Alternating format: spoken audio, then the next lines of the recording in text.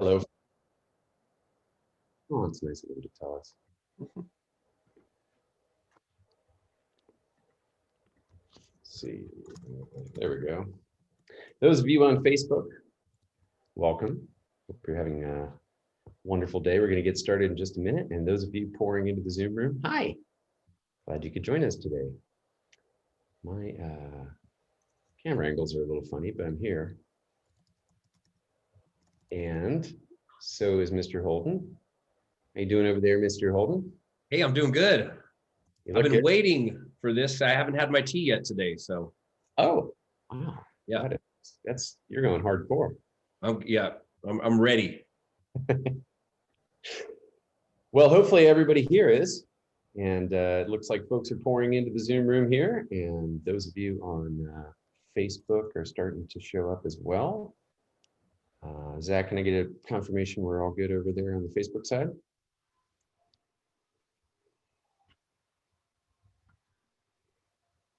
Maybe not. Oh, looks like I froze out. Yes, we are all good on Facebook. Excellent. Okay, folks, well, while you're pouring into our Zoom room, please do jump into the chat. Let us know where you're tuning in from, but make sure when you're in the chat, that drop down above the message box says all panelists and attendees. It's very easy to leave it in the default, which is panelists. For some reason, I guess they don't want you to talk amongst yourselves, but we do. We want you to feel free to hang out with each other. And what we're going to do is get started here in just a couple of minutes with our usual getting present activities. After that, we're going to do some Q&A and hang out with Mr. Holden, drink some tea. In the meantime, I'm drinking tea today out of my travel tea tumbler. This is what I brew my tea in when I'm on the road. And I suspect you have a slightly fancier setup, Lee, today. I do. Hey, a tea tumbler sounds like a judo move or something. How do you know? I'm gonna have to try that on one of my kids. Don't make me do the tea tumbler on. Right, I will tumble your tea. I got a nice little pot going here. Very pretty. A very small, almost like shot glass tea setup. Sometimes that's really fun. It kind of keeps the tea hot and just the right quality and consistency with a small glass, I find, if you're sitting in one place. Yep. You using a pitcher? Yeah, I got a cool pitcher too with that little yellow handle. I like that. Very nice. Cold, rainy Sweden. Perfect time for a cup of tea. Well, I'm glad you could join us either. Check this out. So this tea tumbler has, I don't know if you'll be able to see it, but the whole inside is clay. Oh, no way. Just like a teapot. It's Yixing clay. So it seasons up just like a teapot. And then it comes with this awesome little basket strainer. Just sits down in there. And that's where all my tea leaves are. Come on, you just one-upped me. I do love this thing. Now I have to get one of those. Yep. You'll never find it, I don't think, at Teavana anyway. They don't have them anywhere. I went back trying to buy another one. This is where I bought it originally. And this one was the black tea symbol.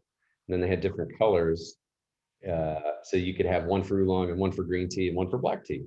Whoa, that's cool. It was pretty cool. Well, everybody, we're hoping that you're going to enjoy some tea with us. And hopefully you're in the chat here in Zoom. If you are, please jump on in and let us know what kind of tea you're drinking today. We're drinking Pu'er, Lee and I.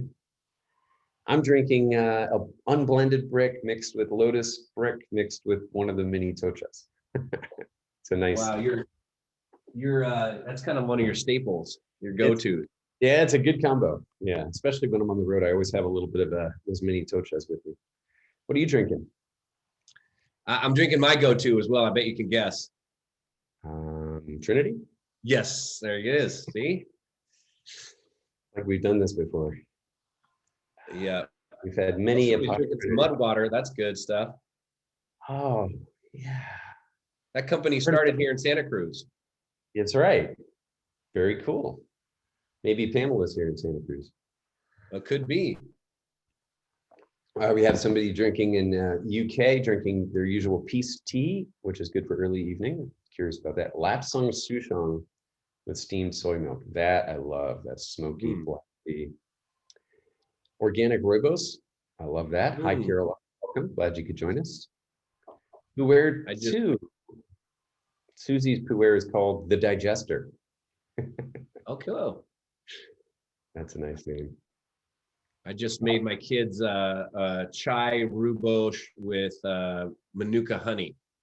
That was a big hit. Manuka honey, chai rooibos. How do you say that it? manuka honey is really good for like sore throats. It's like an antibacterial. It's very healing. So yes, indeed. You're a little choppy. Am I a little choppy? No, you're good. Okay. It's that famous Lee Holden's house upload. I think it is. Thought for sure it was on my side. White tea with hawthorn. I've never actually put hawthorn in my white tea, but I do drink hawthorn berries sometimes in my tonic herb teas. First time, this time having coffee and just got monk fruit packets. Those are a great way to sweeten your stuff. That's cool. Yeah, monk fruit, the low glycemic sweetener.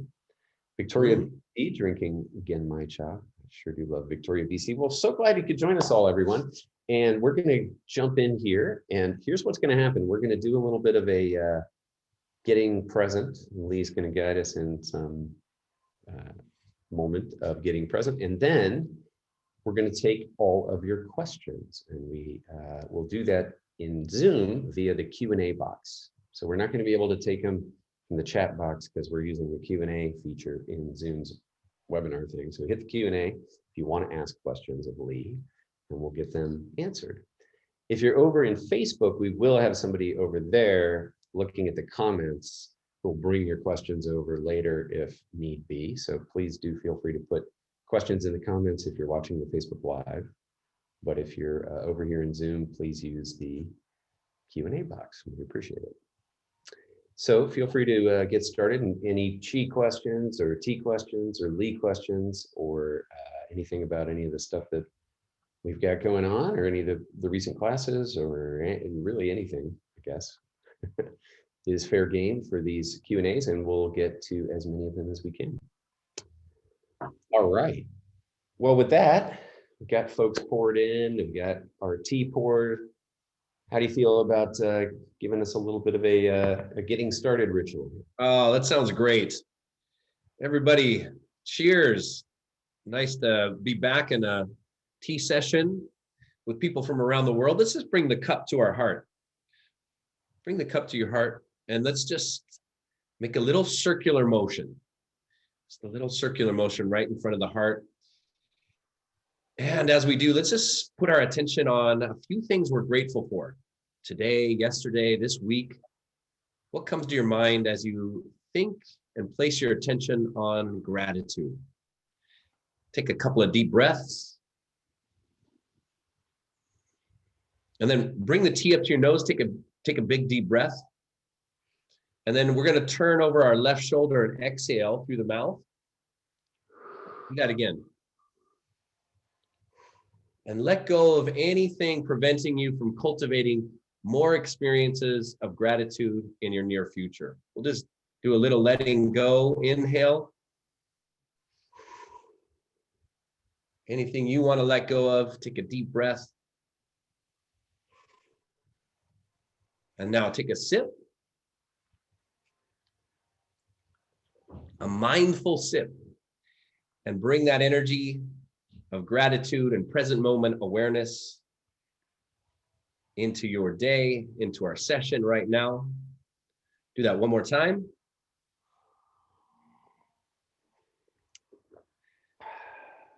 And we are ready. Very good.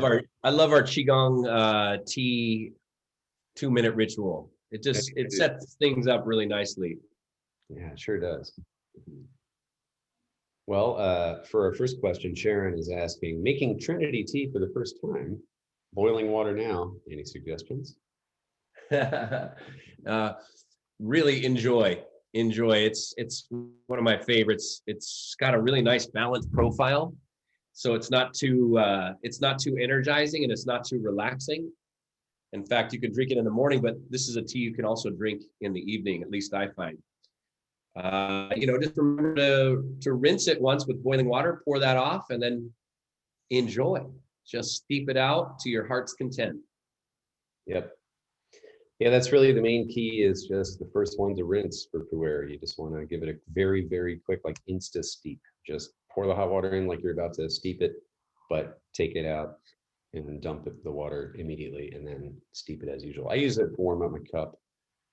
If I'm using a pitcher, warm up the pitcher and the cup, the rinse water. But then the thing about pu'er is it's also indestructible. You can steep that tea for 45 minutes. It'll never go bitter like a green tea or a black tea would if you oversteep it. So you get to experiment. You get to play with it and find out how long a steep you like. It gets more relaxing if you steep it longer. So if you're looking for more stimulation, short steeps are better, maybe a little extra tea leaf. So that'd be my tips to get started with. Is there's no wrong way, and just relax, but do that rinse before you do your first drinking steep. You're welcome. Well, we have some questions in here. We got about 13 so far, and I think we will be collecting more. There's 14, so they're going up as we speak. And this one's kind of long and a little confusing, so I'll process that a little later. Lee, can you explain, this is Julia, can you explain the organ colors a bit more, how they came to be? Thank you. That's a great question, Julia. We just did sound. We just did a sound workshop, which was really fun. And so sound and color are really working with energy. Sound is a vibration, and so are colors. So along the electromagnetic spectrum, we see colors.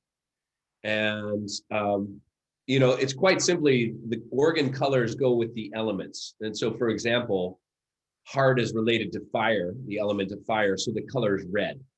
And so it has more of a warming color. And in contrast, the color of the kidneys, being the organ of the water element, is blue.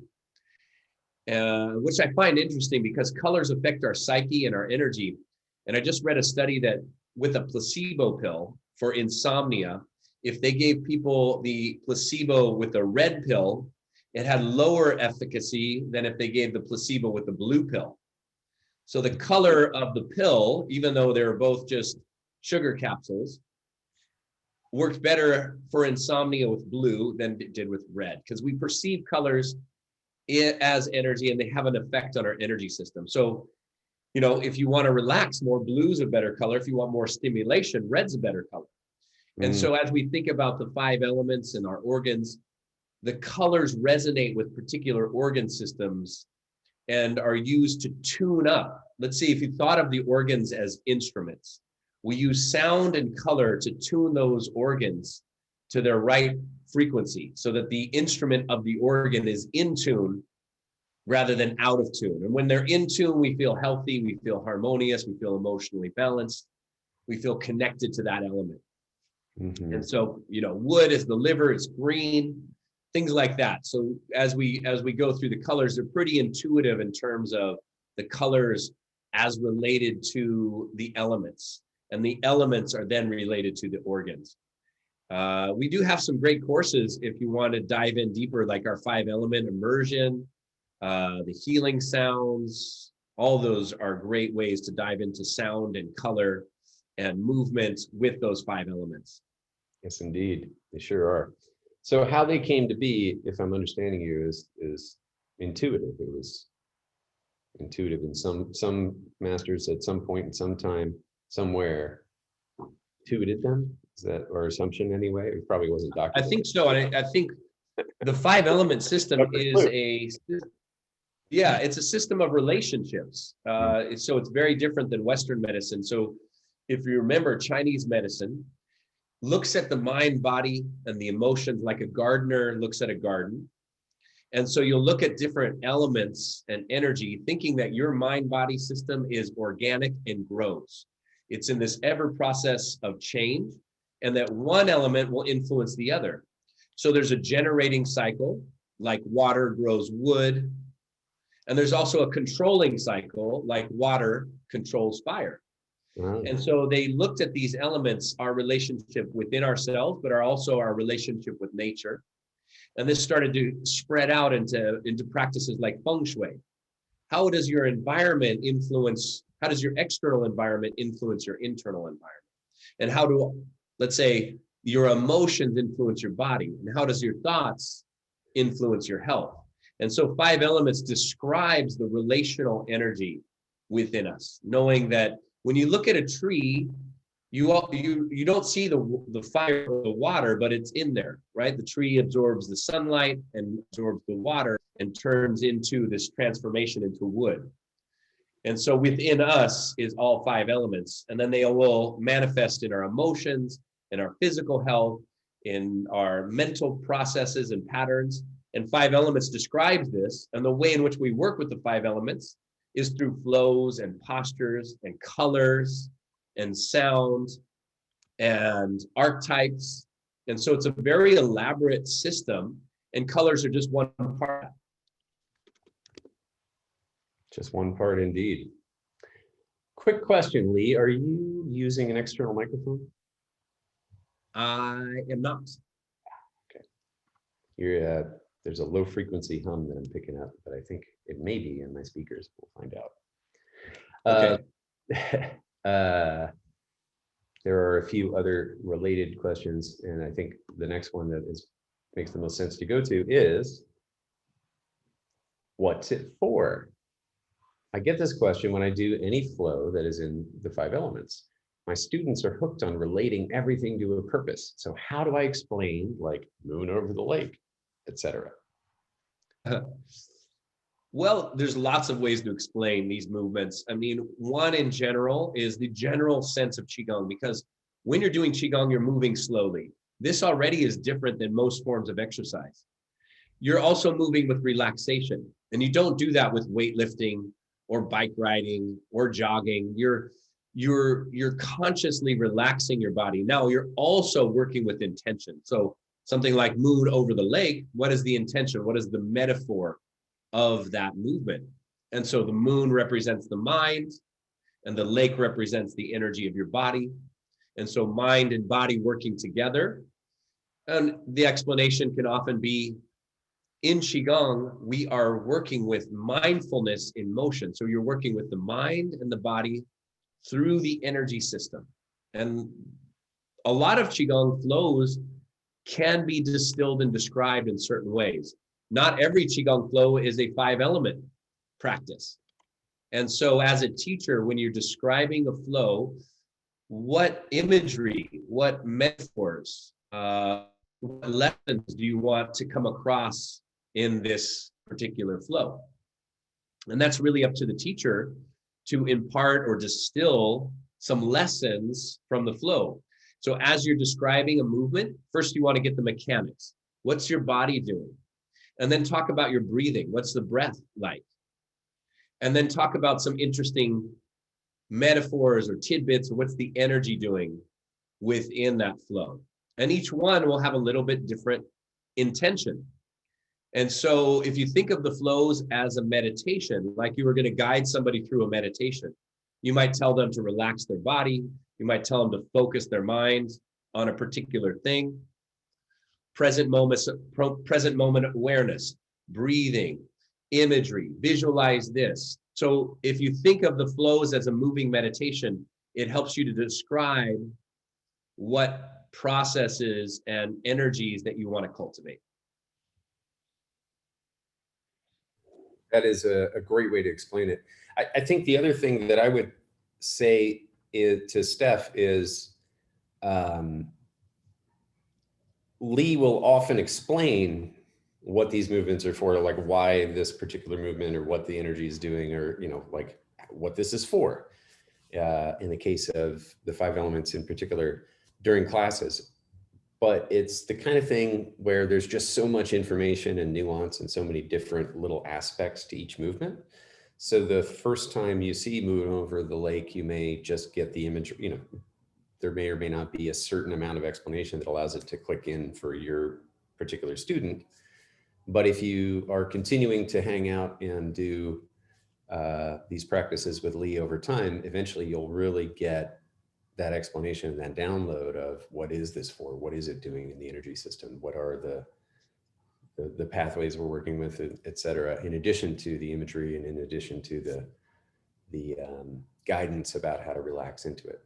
So honestly, if you're teaching a lot, one of the best things to do is to participate in the subscription classes, just by virtue of all the little tidbits that add up to a really deep understanding of a movement over time that Lee couldn't just sit down and, spend 20 minutes explaining if what we're trying to do is do Moon on the Lake and get into a certain state of mind. So they come out in little bursts over time in such a way that eventually you have a really deep understanding. So Lee's getting excited about our special guest, I'm guessing. Somebody just woke up from a nap. Had a feeling. Hey, Harper. Hi. Just woke up from a nap, guys. He makes all kinds of healing sounds. Yeah. I think she's one of the more talkative babies I've ever met. Really? Yes. She's a healing sounds lady. I love it.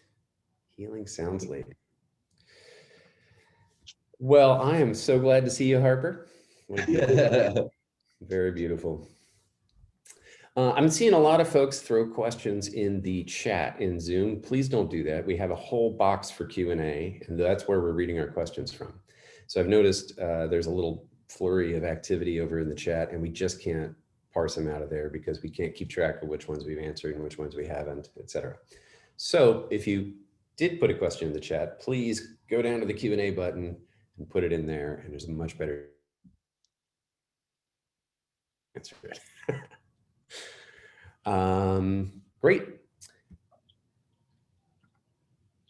This question has come up also sort of categorically. It's come up a couple of times. I'm sure you'll answer it during the Q&A for the sound healing workshop that we just did.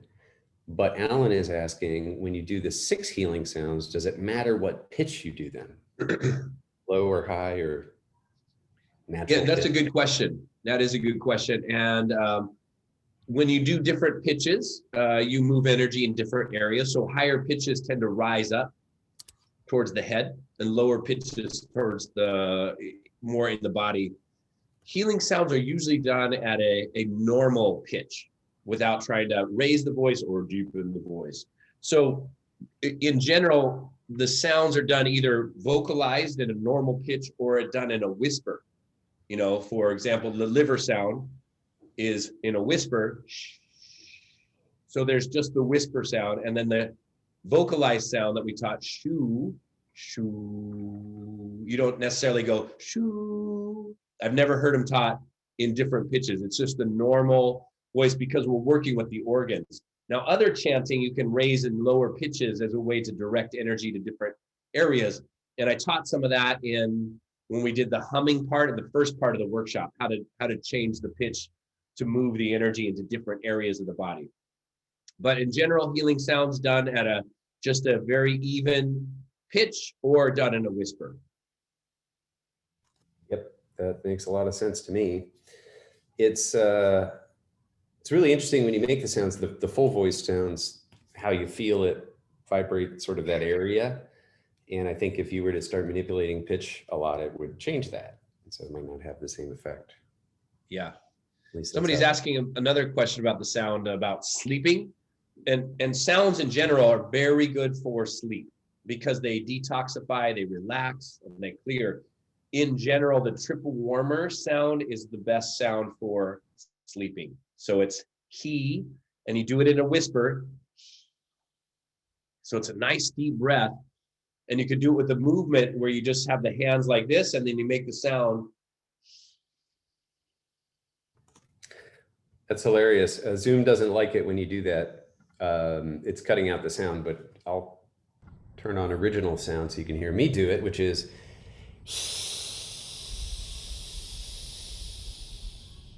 I think it thinks it's running water in the next room. Oh, okay. That's funny. Yeah, it's a funny thing about Zoom. It's really, really helpful until you're actually trying to make a weird sound and be heard. Yep. Great. So there was a clarification from Steph, meant any movement that is not 5 elements, such as moon over the lake. Great clarification, but I think we covered it in our answer, is just that there are a number of movements whose purpose varies greatly. And so definitely, sometimes also just intuitive, understanding intuitively what it does for you. And then you can explain, well, this does X, Y, Z for me. And a lot of times that'll be enough to satisfy somebody's curiosity. Yeah. Which is, it's really important. And in fact, it's such a big part of why Lee and his teaching style is so good for us here in the West, because our minds continually ask why. Why are we doing this? What does this do? What's this for? Why does this happen? Why does it? And it's not so much the way you're taught in a traditional setting in Asia. If you go to, most of the masters in Asia and you learn in a group setting or even one-on-one, you're not really gonna get those answers. The idea is that you just do it trusting the master until you understand why yourself internally. So that's still a valid thing to do, is to do it until you understand yourself internally. You have an opening and understanding that then you can really share with other people. And it's not just hearsay at that point. Then you're having the ability to share your experience and teach what it does for you. And that can be really powerful as a teacher. The information can be a guide, but your mileage may vary, kind of thing. Yeah. Here's an interesting one. I like this one a lot. A is asking, when I did Qigong the first time, the bamboo was swinging in the wind very much at the end. So we have this bamboo in the wind where we stand and rock, your body rocks and sways. Now it's not that much anymore. Does that mean my energy is more in balance? Yes, it can be. It can be your energy is more in balance. So the swinging and the swaying, the wind isn't blowing so much, let's say, or the unwinding of your body isn't as strong as it was at that particular time. So when you put your hands on your center and close your eyes and relax your legs and feet, you get this rocking and swing, this effortless movement. And sometimes it's quite extraordinary that it's a big movement or there's a big unwinding. And at other times it's very small, subtle, and relaxing. So it could be that your energy is more in balance or more harmonious at that particular time. And that's, bamboo in the wind, it's kind of at the end of your practice. You just allow the energy to give you something that you need. You don't know exactly what it is, but you trust in the wisdom and the intelligence of that energy system. Very, very spot on. That's been my experience too. Patricia, I know you're going to have a good answer for this one.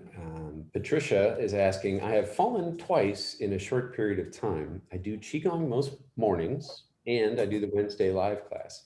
Is there anything else I can do to avoid falling? Okay. Qigong is one of the better exercises for preventing falls, but there's specific exercises. Last summer we came out with, or we filmed the Better Balance. That's right. Program. And I would recommend just incorporating that Better Balance program twice a week. I love how you 3 times a week is really good. I love how you call it last summer, which really means the summer of 2019, because that's the last time we had a real summer. Yeah, that's it. We're all doing that. It's like, last year. Yeah, I was like, when was that? Yeah, you're right though. It was a couple summers ago. Right.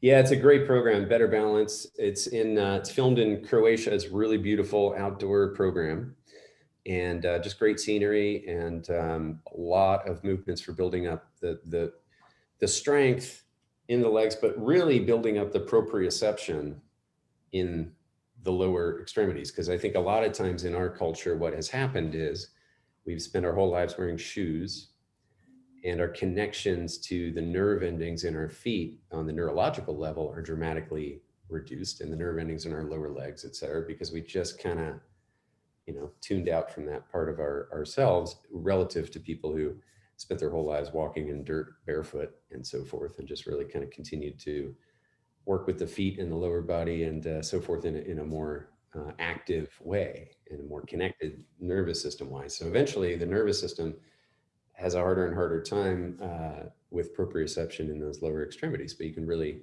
work on that and the strength to prevent falls with these specific types of movements. Great answer. Thank you, Lee. What Linda's asking, will you talk about the best practice during a full moon? That's a great question. Because it is the full moon, huh? Beautiful moon. Well, we have practices like eating the moon cream. And because of your question, I'm going to do some of those in today's subscription class. We're going to do some moon Qigong, like eating the moon cream, moon over the lake. There's a practice where you hold the moon, you look at the moon and you breathe the energy right into your mid-eye. And that's a really nice practice. You just look at the moon, open the eyes, close the eyes, and take in that moonlight right into the mid-eye and let it open and activate your pineal gland. Excellent. I love that one, especially if you're kind of getting out there right shortly after moonrise and it's low on the horizon. It's pretty profound. Yeah, experience. It really is. You can feel a pressure, an energy, a spiraling, a connection. It's really wonderful. Yes, indeed. Shelley is saying, I've been practicing medical Qigong for a year now. I've found since strengthening my Qi that my taste buds have totally changed. I used to love sugar and now I'm the opposite. I cannot eat sugar. It tastes revolting to me. Oh. And this is from strengthening the spleen. Have you had the same as Qigong practitioners? She's asking us.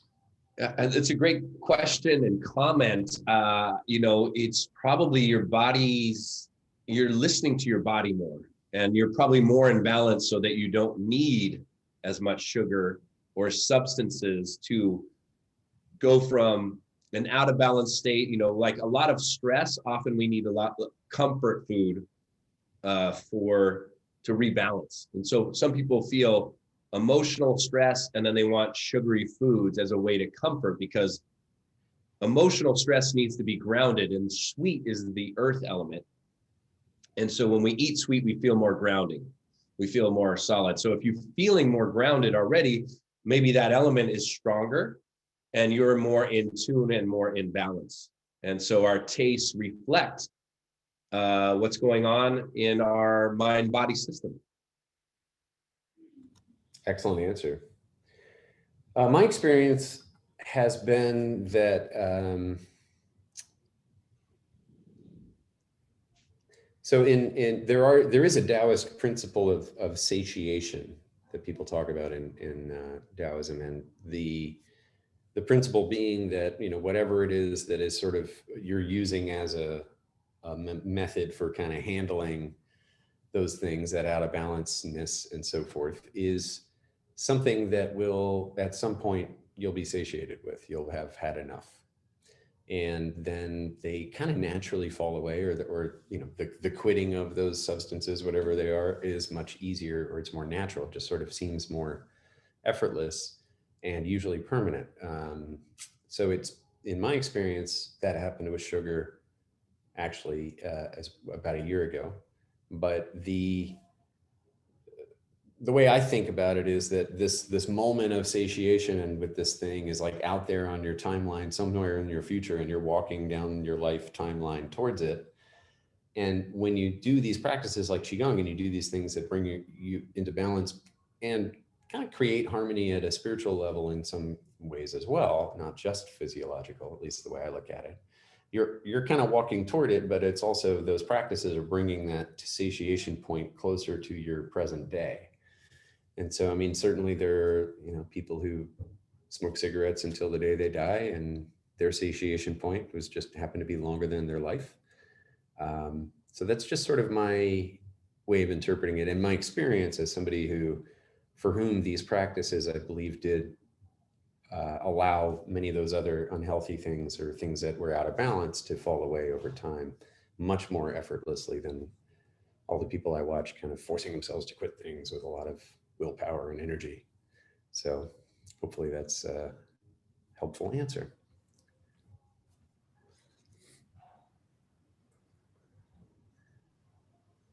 When we get the recording of Sunday's Healing Sounds workshop, will there be separate segments to practice by without having to scroll through the whole recording? Daphne, there are two answers to that. One is that the video player inside the media library will have that replay broken into segments with their chapters on the timeline. So if you hit play and you see these little blobs on the timeline, those are chapters you can jump to, and they have little labels if you put your mouse over them, for example. The second answer is that we will have we typically create a bonus separate routine that's just a focused routine. So in this case, the 6 healing sounds routine, I suspect, is the one that we'll do since it's a little bit longer. And it's a full practice with movement and so forth. So that will be available as a separate video with less explanation, because what happens in the workshops is Lee takes you through the movements and the activities and the exercises, but often the explanations are also there, which is what we want. That's why we do the workshops, for that deeper dive. But those explanations can really make it take a lot longer to get through, the movements and stuff. And once you know that stuff, you just want to do the movements and do the practices. So we will, I presume, be releasing, kind of a focused healing sounds practice alongside the long video. And the long video will be broken into chapters inside the player. So do look for those when you get the replay. That was a good question. Mm-hmm.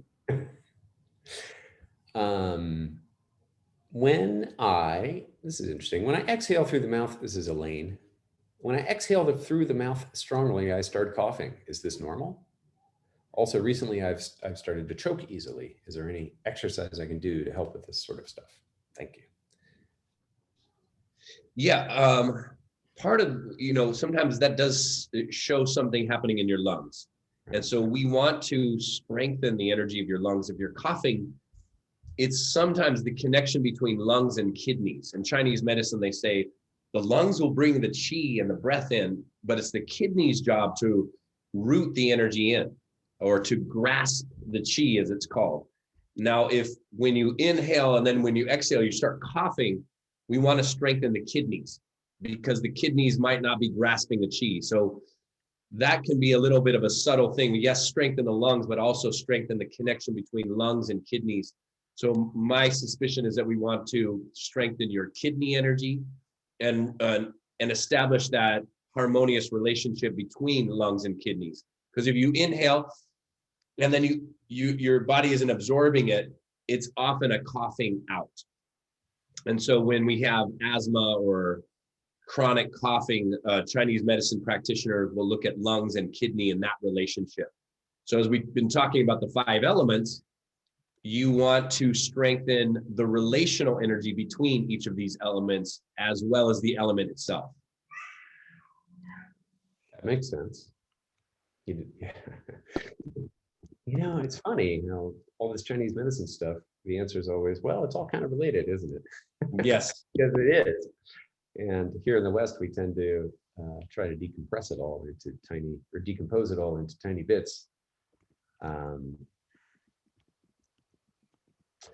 There's a couple of questions about anxiety. One is saying, since last year, anxiety's flared up. Discovering Qigong has been a great blessing, but still feel on edge some days.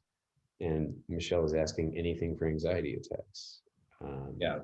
The additional Qigong practices, however, this other person also said naturopath suggested GABA supplements for anxiety support. Any thoughts on that? So we can. Yeah, and I think supplements can be helpful. There's a lot of things that can be helpful. So supplements, yes, Qigong practices, and then in the moment, deconstructing what is the source and the cause of the anxiety. Is it a future projection? Like when I think about the future, I start getting anxious. Am I thinking about something that happened to me in the past? It's nothing that's in my thoughts. All of a sudden, I just feel anxiety. So those those ways in which we can deconstruct and uproot it so that it actually goes fully away instead of just managing it with either a practice or with herbs can be even deeper in our practice. And so maybe journal about where that source is, and then telling yourself different stories around that anxiety and that energy. So if it's about the future, and maybe it's about finances or about relationships and what am I going to do in the future, start journaling and imaging what it is that you want to create. If it's something in the past, when you think about it, do 1 or 2 Qigong movements as you think about it to discharge it and clear it. So shaking or healing sounds, you just bring it to your attention and then do the shake while you're thinking about it and help to disassociate from it, because often our anxiety needs to move through and be discharged through our bodies. And so those kinds of things can be very helpful. We do have the anxiety workshop and the Qigong for emotional balance workshop. Those two together can be helpful, where I give a lot of tools and tips like this, as well as exercises and practices. And so it just takes some time. It takes some reframing. It takes some shifting in our minds and the way in which we're thinking. It takes some shifting in our emotional patterns. And so don't be afraid if the anxiety comes up. Know that you have the tools. When it does come up, you have some tools and techniques to transform it. And then often there's a message there. And if you write down, okay, I'm feeling anxiety. Is this feeling and is this energy speaking something to me? And journal about maybe the message, because it sometimes will return and keep coming back if we're not paying attention and just trying to get rid of it. And so these different parts or different energies often are trying to speak to our consciousness and give us some kind of message. Short thoughts, it's a big, deep topic to really get into it. And so I recommend emotional balance and anxiety, both those workshops, as to get into it a little bit deeper.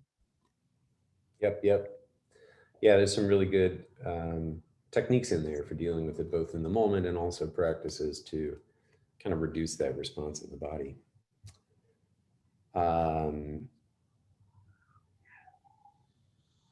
There's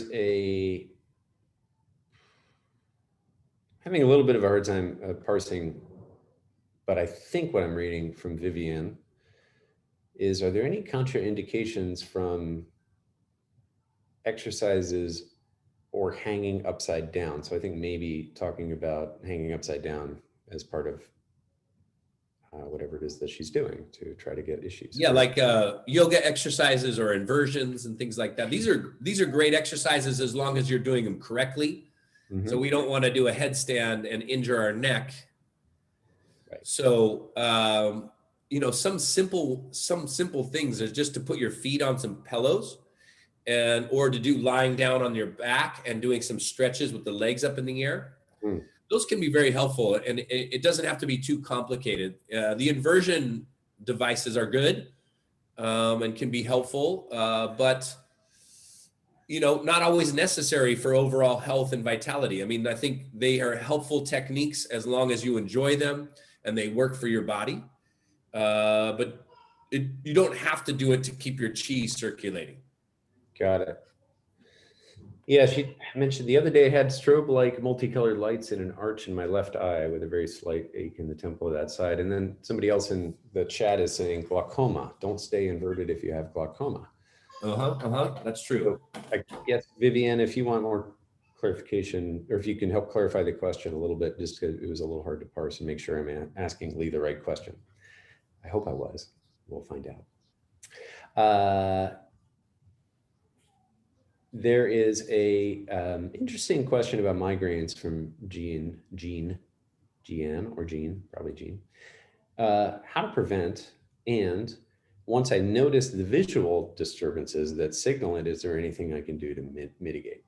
Because they're triggered by bright lights often, and there is sort of, often people with migraines will get that visual cue that they're about to have one. Yeah. Is it too late at that point, or is there something that she can do? It's never too late. It still might come on, but maybe we can mitigate some of the side effects, the intensity, how long it lasts. So I would say, do some pressure points like large intestine 4 here in the hand is a very good point for headaches.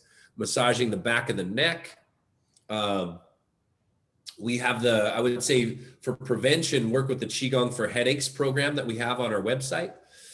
All of those that lower the Qi can be very helpful for reducing the frequency of migraines and headaches.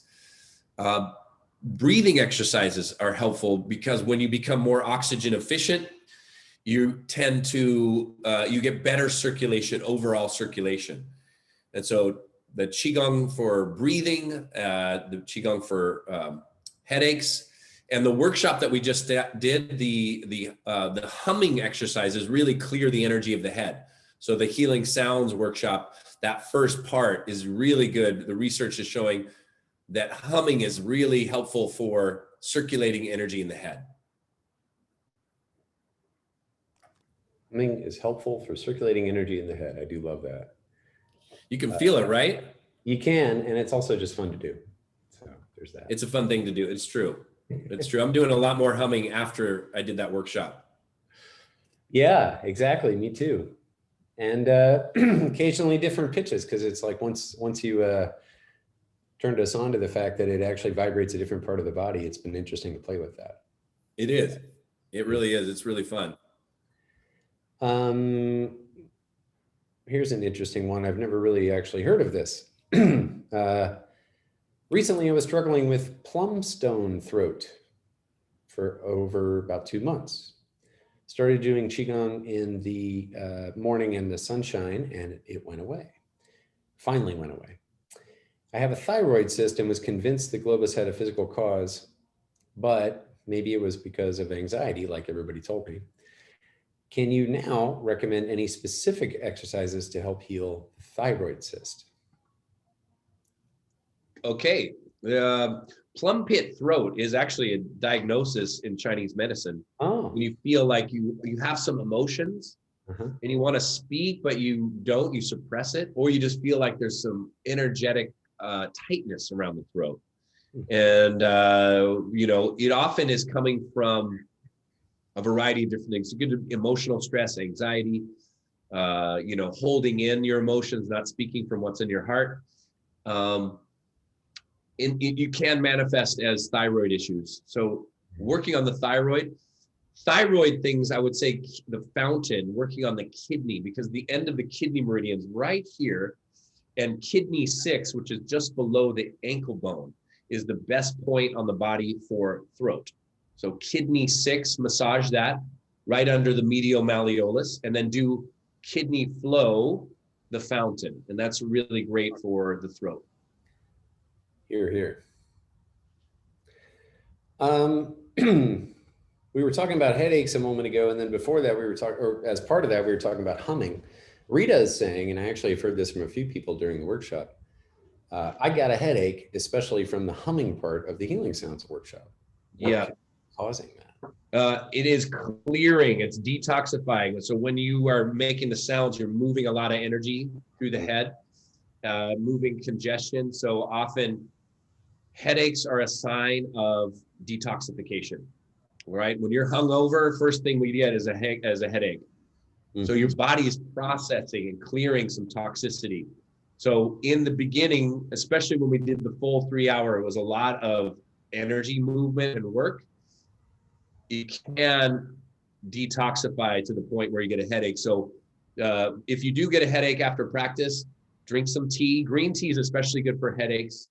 Massage your points. Know that your body's clearing. It's better out than in.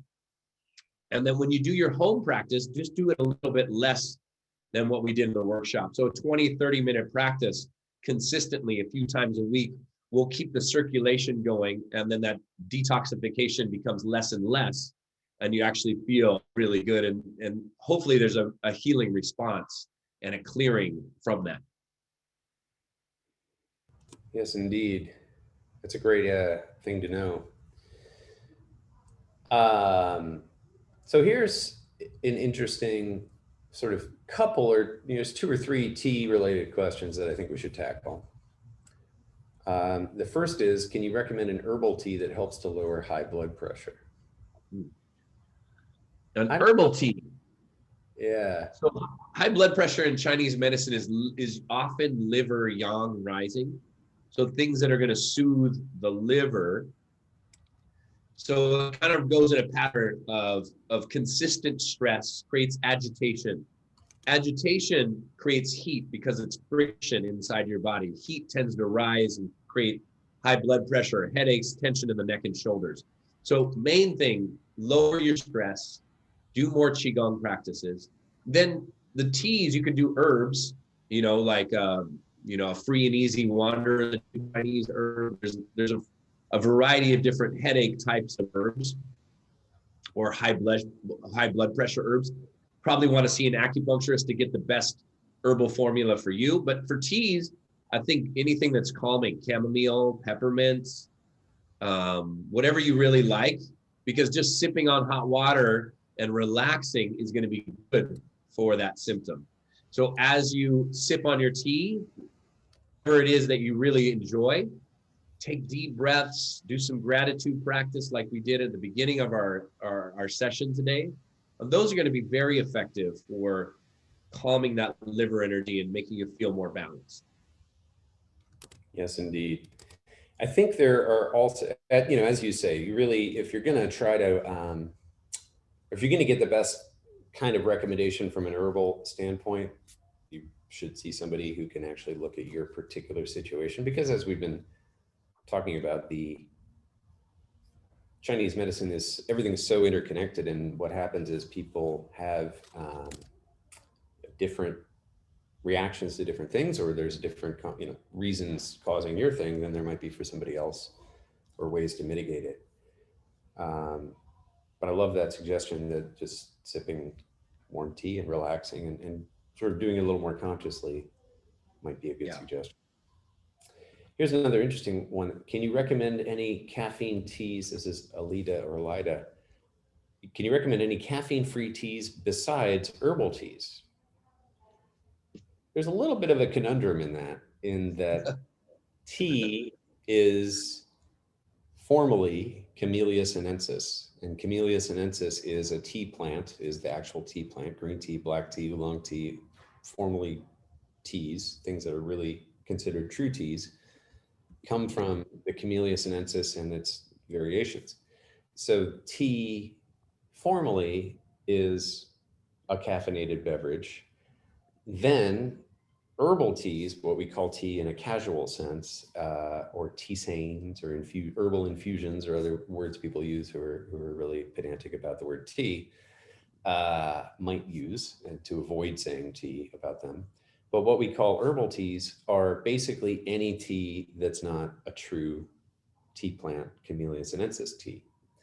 So, because really herbs, in Chinese medicine, herbs are everything. They're roots, they're berries, they're leaves, they're ground up parts of bark. They're, things that are, they're animals. They're ants or pieces of deer antler or whatever. I mean, herbs are basically anything that's not just straight up food. And even then, sometimes herbs are food. You can eat them like food. So it's hard to, so essentially, if I'm recommending a caffeine-free tea, then I'm recommending an herbal tea. But that being said, there are whole categories of herbal teas that you're probably unfamiliar with. I would recommend, for example, Gynostemma, which is an amazing, it's a longevity tea. It's this revered herb in China, and it's an adaptogen. So it has both a stimulating effect if you need to be stimulated, like in the morning, or a relaxing effect in the evening. It can be a great bedtime tea, and it can be a great wake up tea. It's also just good for so many things. I mean, it's just a huge list of stuff. It's why it's such a revered herb in China and used for so many things. So Gynostemma, Gynostemma, something I would recommend that you may not have tried. Another thing that is essentially a cousin of the tea plant is called Camellia crassicolumna, which I'll type in the chat. Treat it with like a black tea or like a sheng pu'er, and so it has the qualities of tea, true tea, but is in fact caffeine free or very, very, very low caffeine. So those are a couple interesting things. And then the other one is just to really, instead of the traditional herbal teas that you normally can find in the store, chamomile, mint, et cetera, in addition to those kind of American herbal teas, you might say, start to explore Chinese herbs. There's a lot of herbs. There's roots and berries and schizandra berries and goji berries. And you can make wonderful infusions of these herbs that have these amazing tonifying qualities in your body. So it's a whole area, obviously, lifetime of study for some people, but you can really just start pretty easily. Tulsi tea is really healing. That's interesting, Jeannie. I love the taste of Tulsi tea, and I find it, I love the taste of it. But I haven't had it in a long time for some reason. So you're reminding me of how much I liked it. So I'll type some of those teas in the chat, and we will get on with the next question. I have a question. Likes milk as a tea. Really? Milk tea. Yeah. Hey, Harper. How you doing? You gonna say something? Hello. Hi. If ever we don't have an answer, Harper will to the next question. Just stare in her eyes and all the truth becomes known. It's so true. She holds a stare, like she holds a gaze, like, for a good solid few minutes, and you just feel like you're one with the universe if you hold it long enough. That's a good Qigong. That's a good Qigong practice at 5:30 a.m. It is. You think we look alike?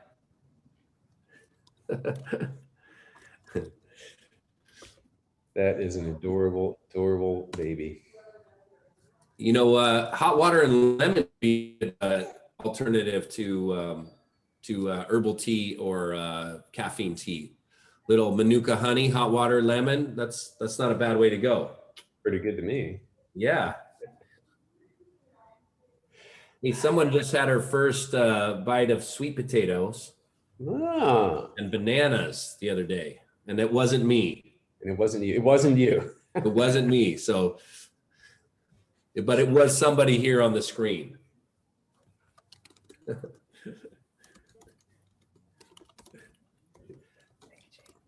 Wow. Well, I'm going to ask you another one, which is, what is the yin organ of the triple warmer? Says Linda. That is the pericardium. Huh? So the fire element in Chinese medicine is the only element with 2 yin organs and 2 yang organs. Ah. So we have the heart and the small intestine, and then the yin organ of the triple warmer is pericardium. And then the yang of the pericardium is triple warmer. And so those are all under the umbrella of the fire element. And it's the pericardium, triple warmer are the newer organs on the scene, so in Chinese medicine, this is a medicine that goes way back a few thousand years ago. And so they broke out the heart and pericardium because there was so much going on. Pericardium was called the heart protector. It has a lot of, it's like your emotional immune system. Sometimes I describe it that way. So it keeps you protected from being too empathetic by feeling everybody else's energy. And so if your pericardium is deficient, we start to take on other people's emotional energy very easily. And so we have the yin pericardium and then the triple warmer as the yang, and they're both part of the fire element. That is very interesting. And I was curious about that too.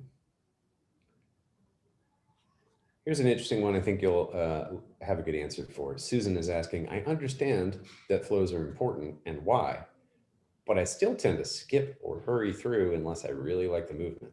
What can you recommend for the flow challenged? Oh, the flow challenge. This is very common because because you're slowing down. you're going to come face to face with your inner resistance to the present moment. So we're going to want to be able to do things. We're so used to doing things that when we relax into not doing, it's very uncomfortable. And it shows us and it reveals where our resistance is. So I really challenge you to stick with it. Give yourself 10 minutes of uninterrupted flow, 15 minutes to really try to focus. Flows is like game time. The other stuff is like warm-ups to the game. And so if I think about it as athletics, it's like you're getting ready, you're warming up your chi, you're stretching your body. And now when we hit flow, it's game time. And then you think, okay, can I be in the present moment and grounded with relaxation right here, right now, for an extended period of time? And if you can, that you enter into a flow. If you bounce in and out, the flow is interrupted. And that's why it takes practice. It takes concentration. And your question is right on, because it is challenging. And if you're not getting challenged, you probably aren't dropping into that deeper layer. So really notice when your mind bounces away from the moment and wants to resist this moment. And the flow, when you can get really comfortable in the moment, it will clear a lot of emotional stress. You'll drop into the present moment and your energy will elevate. When your energy elevates, it is positive motivation to do it more frequent. When you really feel the energy in the flow, that sensation is bliss inducing. It feels really good. And so it motivates you to get back there. So think of those things as part of that. And maybe that will help to frame it in a way for you that'll help you motivate to get into it a little bit more. Excellent. That is a great answer and a great question. I know a lot of folks start out with those challenges. I mean, and it's not unlike a classic seated mindfulness practice in the sense that it is a mindfulness practice. And so there is this part of, I would say there's two parts. There's just sort of the habituation of thinking of something or having to do the next thing or whatever, like in our lives, that tends to have us thinking about the next thing that we need to do or the next thing that's happening, as opposed to being here in this particular instant. But also I think there's a little bit of a kind of an egoic protection mechanism where that ego is really good at thinking about the future and the past and kind of ceases to be somewhat in the present moment. And so it's afraid of that. We're kind of afraid of that, like at this level of, so that's it sometimes can be difficult and require a lot of practice of like determining it, like, no, I'm actually going to do this. No, I'm actually going to do this. Shoot, I'm wandering off. Well, I'm going to come back and remind myself that I'm actually going to do this, because there is some resistance, some actual, I think, not just habituated busyness, but also a little bit more of a resistance than that implies, that is perfectly natural. We like totally natural. So hope that helps.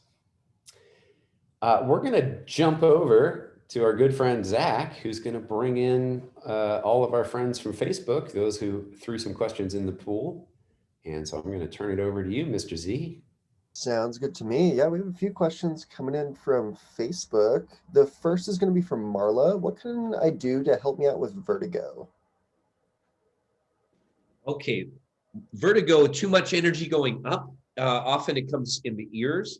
And so it's a liver and a kidney issue. So I would recommend working on the liver and the kidney practices. So overall, the 5-element energy flow is going to be good. 5-element practices, healing sounds. I treated a lot of patients with vertigo when I was doing acupuncture. So some acupuncture points, these pressure points right behind the ear are good. And craniosacral therapy to adjust the temporal bones can also be helpful as external treatment modalities. So work liver, kidneys, and all 5 elements, and then try some of those, try acupuncture and craniosacral therapy.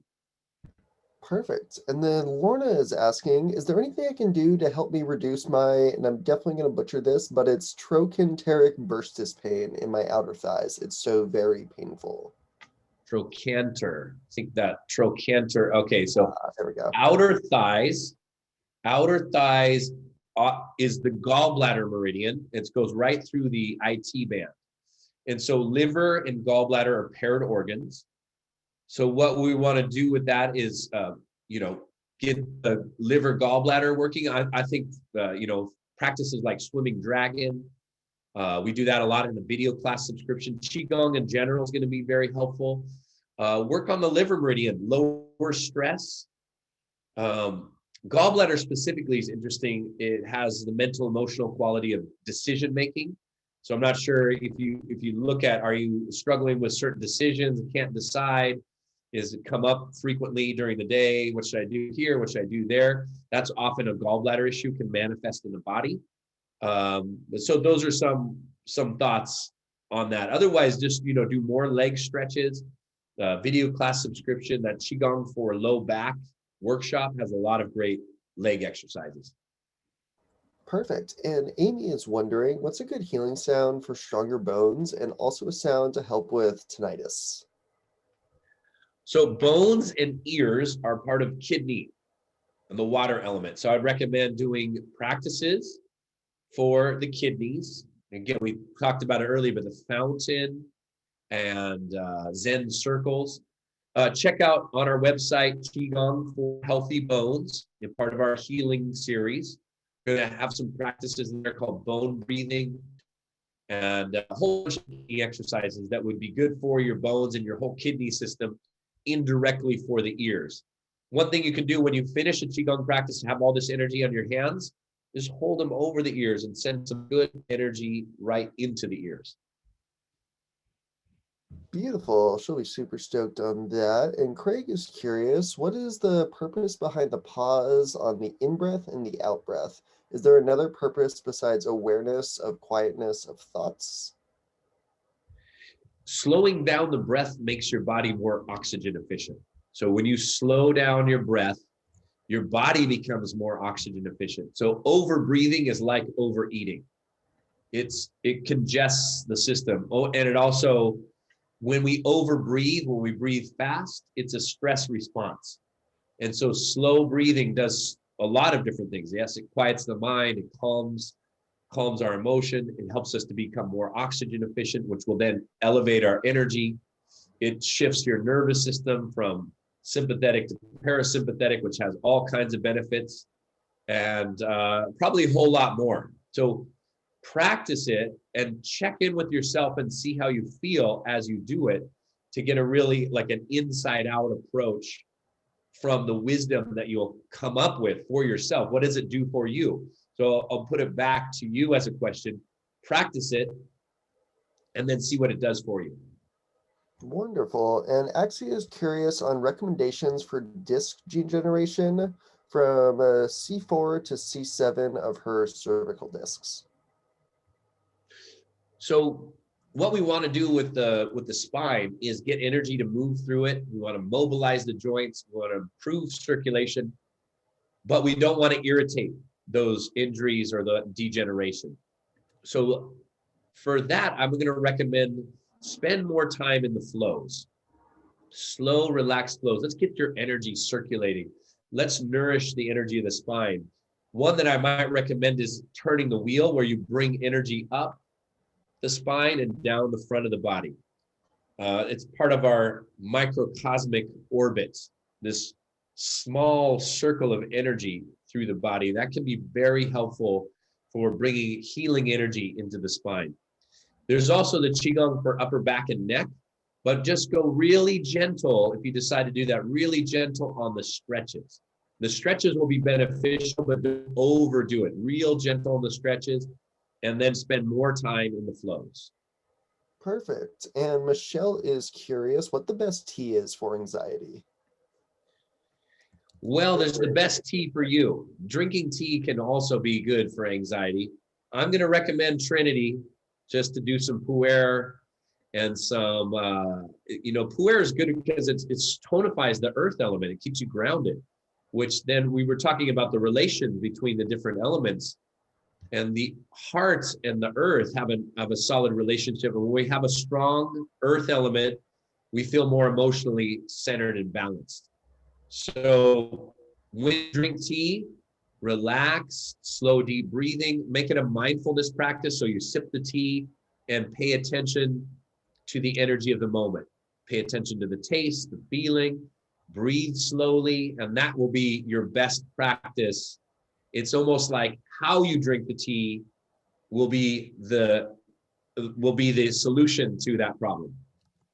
Perfect. And Roland is asking, do you have any advice for arthritis pain in the lumbar spine? I've had it for over 5 years. So similarly, think microcosmic orbit, moving energy through the spine. I would suggest strengthening the core. You might check out the Qigong for low back workshop, where we have a lot of low back core strengthening and movements, tonify the kidneys. And same recommendation, when we do the stretches, go real gentle, nice and light. You could still do them, just don't push them. Go more gentle than you think. And so we clear the tension there, and then we nourish the energy there.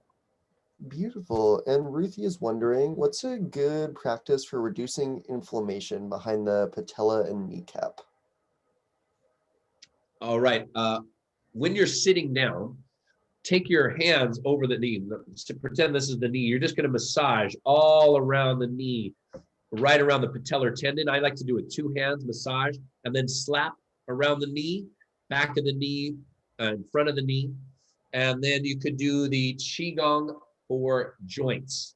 Qi Gong for joints, just to move. We do a whole knee section in there, but also hips and ankles above the joints and below the knee joints can also be really important to improve circulation through the legs. Awesome. And last but not least, from Facebook, from Michelle, she's curious where the liver and kidney meridian are on the body. Both liver and kidney meridian are on the legs, on the inside of the legs. Kidneys more to the back, by the Achilles tendon to the back of the knee, and liver's a little bit more, a little bit higher up towards the tibia, in the middle of the calf, still on the inside of the leg, and comes through the inguinal area in the hips. You could also Google and look at images, and they'll show you where those meridians are. Wonderful. And that should do it for questions from Facebook. Well, thank you, Facebook, for all the great questions. And thank you, Zach, for bringing them over. My pleasure. My pleasure, too. And this has been great. And we have a little bit of time left. I do want to touch on one question that came up. And I know this is an interesting one to me because we've been talking about going into this in more detail. And it is, can you talk a little bit about the animals aspect of Qigong and what they should know about them, like dragon, bear, tiger, etc.? And the reason I think that's interesting is we've been talking about doing a program on the 5 animal frolics this year at some point, potentially. And so I know it's something that you know a little bit of something about, and certainly I've always enjoyed the just all the different animal names. So what is there to say about that?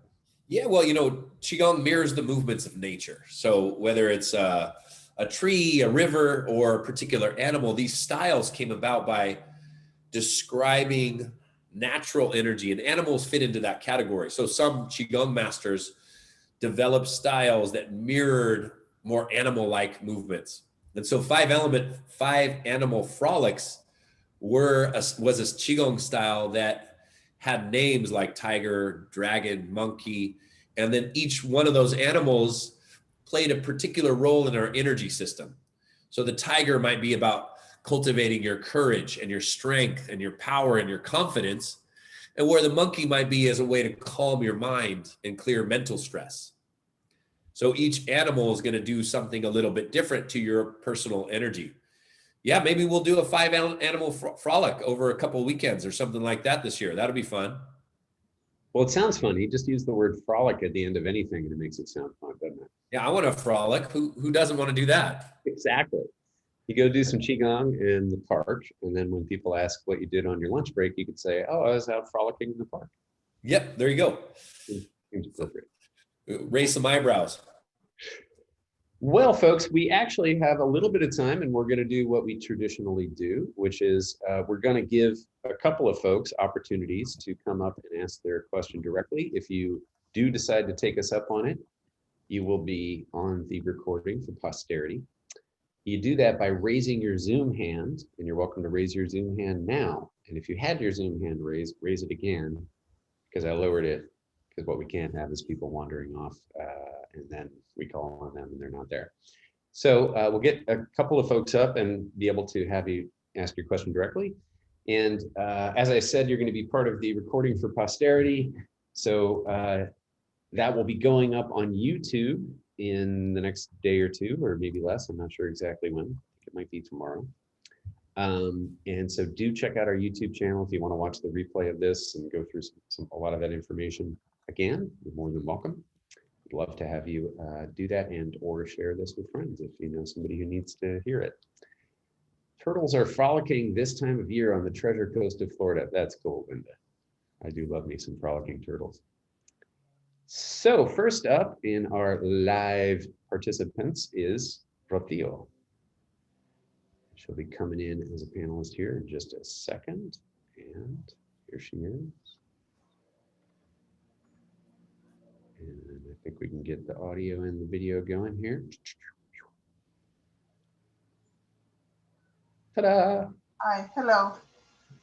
Hi. Thank you, Lee, for all your exercises. I've been doing it for the last month since I joined. I have a couple of questions. I only have one kidney because I lost it due to cancer, and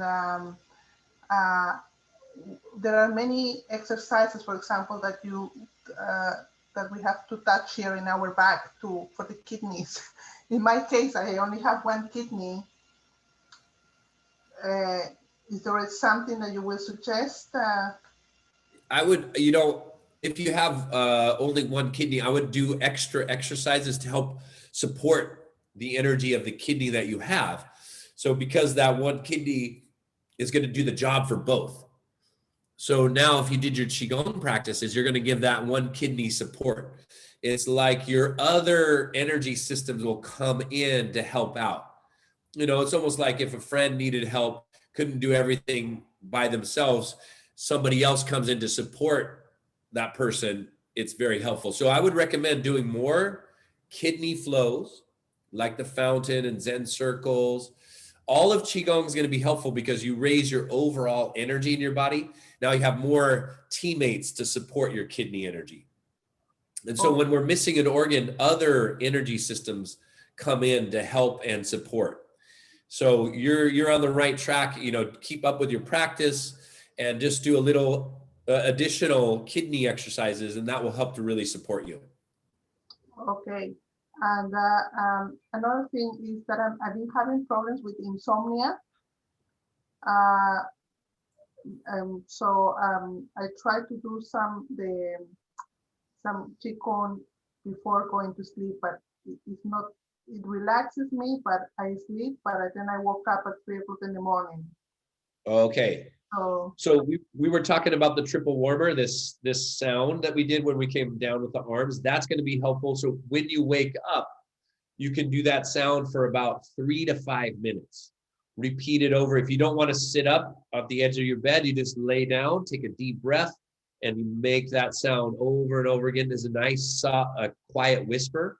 And then before going to sleep, I would recommend doing all the healing sounds, 3 of each before going to sleep. And hopefully that'll clear your energy system enough so that you sleep through the night. Okay, thank you. Thank you very much. You might also check out the Better Sleep workshop. I have a Qigong for better sleep in the previous workshops. And then there's a lot more tips and Qigong tricks in that. Okay, thank you. You're welcome. Very good. Thank you, Rocío.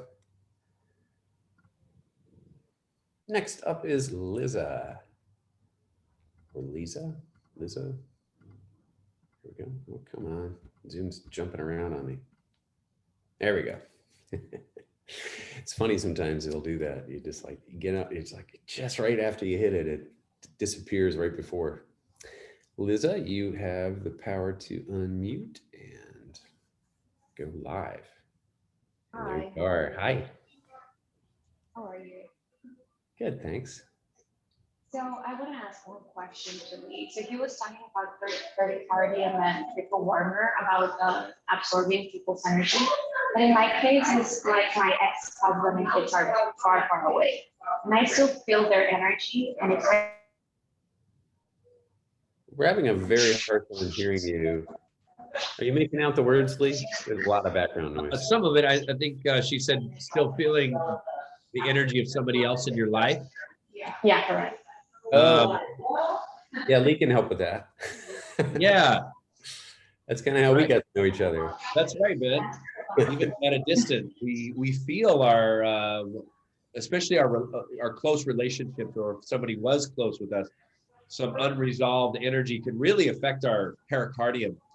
So the point right in the center of the chest here is really good for that, just to tap on it, massage it all up and down the sternum, knocking with the heart sound. So ha, ha, massage, especially when you're feeling it. Do shaking with the heart sound. And, you know, send that person in your mind afterwards when you're feeling clearer. Just say, hey, thanks for your energy. Thanks for our time together. Thanks for what we got to share. And here's your energy back. We're on to a different season in our lives, and bless it and return it as a short answer to that question. Thank you so much. Is there a long video explaining this? Or? Did you catch that, Ben? Say again. Is there a video like explaining in a long video? I would say Qigong for anxiety, the workshop. Okay. In previous workshops at Qigong for anxiety, we talk about the heart and its relational energy. That I would recommend that, or the emotional balance workshop. Both of those, we go into different aspects of emotions and relational energy. Perfect. Thank you so much.